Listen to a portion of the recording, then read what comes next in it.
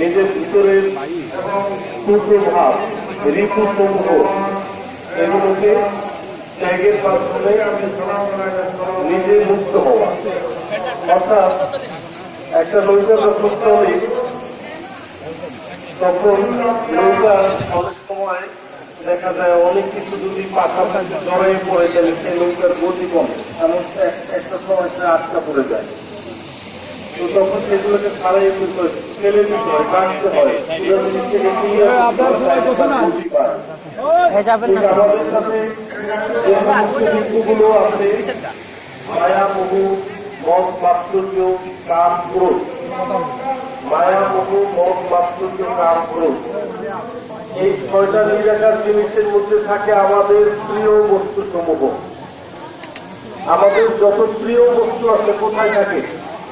আপনার সন্তান আপনার ঘরে থাকে না, আপনার সন্তান আপনার মায়ার মধ্যে বাস করে নাকি? কোথায় বাস করে? মায়ার মধ্যে বাস করে। সন্তানের জন্য আপনি ভালো একটা খাবার কিনে নিয়ে দেখতেছেন, আপনি সেই খাবার কেনার টাকা রাখতো আর একজনের মাথায় বাড়ি নিয়ে কিছু টাকা সংগ্রহ করে নিজের সন্তানের জন্য খাবার নিয়ে যাচ্ছে। কথা সব কিছু করবো খাবার মায়া, মোহ, মদ, মাৎসর্য, কাম, ক্রোধ। আকার আছে একটারও, এগুলোর কোন আকার আছে? একটারও আকার দেয়, নিরাকার। কোথায় থাকে? এই দেহখানার মধ্যে থাকে, একটারও আকার। এই ছয়টা নিরাকার বস্তু থাকে, দেহের ছয়টা আকারের বস্তু আছে ভিতরে, তার আকার আছে কিন্তু দেখা যায় না। সেই ছয়টা বস্তুগুলো সরু, তেল, কপি, আক্রাতন, এটা দেহের ভিতরে থাকে। এই ছয়টা আবার থাকে বাতাস, শ্বাস, আগুন, পানি, মাটি, বাতাসের তৈরি এগুলোর মধ্যে। এইগুলো 6-12 অধ্যায় 16 আনার যে বই, 16 আনার মধ্যে আপনার দেহের মধ্যে যে নিরাকার 6টা জিনিস আছে মায়া, মোহ, মদ, মাৎসর্য, কাম, ক্রোধ। এই 6টা জিনিসের মধ্যে, নিরাকার জিনিসের মধ্যে অসুস্থ বাস করতে পারে। এই দুনিয়াতে যারা আমরা আছি সবাই কিন্তু মানব জাতি না, সকলের মানব জাতি না। কেউ মানব জাতি, কেউ মানব রূপী।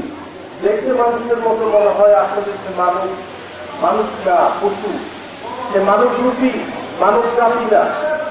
মানব জাতি হওয়ার পরেও দেহের ভিতরে এই যে নিরাকার 6টা পশু সত্তা থাকতে পারে, পশু উপলব্ধি থাকতে পারে। আপনার একটা ঘরে পাত্র আছে, পাত্রের মধ্যে ইচ্ছে করলে শরবত রাখা যায়, আবার ইচ্ছে করলে বীজও রাখা যায় না? বীজ রাখা যায় কিনা, শরবত রাখা যায় কিনা? রাখা যায়। তাইলে আমাদের মায়া, মোহ, মদ, মাৎসর্য, কাম, ক্রোধ, এই 6টা পাত্রের মধ্যে বিষাক্ত জিনিস আমাদের খান্নাসের পক্ষ থেকে দেওয়া আছে। এইগুলো দিনে দিনে আমাদেরকে মেরে ফেলছে, আমাদের দোকান পাওয়ারকে শেষ করে ফেলছে। এই সত্তাগুলো হলো পশু সত্তা। এই পশু সত্তাকে শেষ করার জন্য এই কোরবানির বিধান দেওয়া হলো যে তোমার মধ্যে যে পশু সত্তাগুলো আছে সেইগুলোকে কোরবানি করে দাও, ত্যাগ করে দাও। নেশা থাকবে মাছ করতে হলো নেশা অবস্থায় যে কর্ম করা হয়, সেই কর্ম অবস্থানকে বলা হয় মাৎসর্য। অর্থাৎ নেশাগ্রস্ত অবস্থায় মাতাল একটা মানুষ ভালো এবং খারাপ কাজ করে, এই কাজের নাম হলো মাৎসর্য। এবং কাম এবং ক্রোধ, এটা আমরা অনেকেই জানি, বিশ্লেষণে যাব না। এই যে 6টা স্বভাব, এই 6টা স্বভাবের মধ্যে পশু প্রবেশ করে গেলে তখন সে হয় পশু স্বভাবের মানুষ। তখন সে হলে আপনার